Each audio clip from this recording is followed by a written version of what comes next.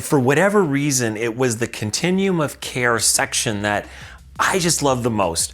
I think for a number of reasons. First of all, because there's so much new material in there. I mean, trauma's evolving and changing, and so being able to present new, cutting-edge information and finding creative ways to teach it, it just really excited me. It made me excited to be a trauma nurse, knowing that I'm in an evolving field that's constantly changing, and I get to present new and exciting materials. And as an educator, I love the opportunity to find the challenge of how to teach it and make it work. So definitely the continuum of care lecture was my favorite because it's so new, it's so cutting edge.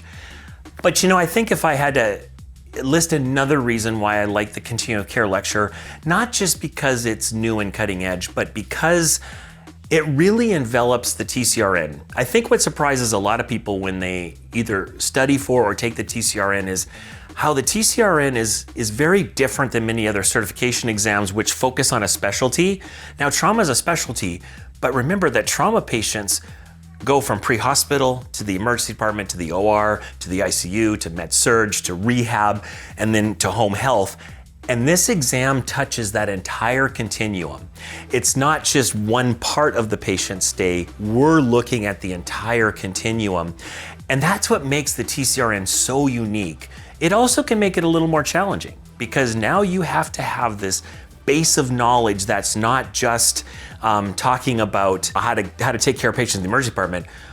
I have to know how to take care of them in rehab and what the pre-hospital folks do and what happens to them in the OR. And that's scary, but exciting. And it makes this exam challenging, but it makes passing the exam feel even better.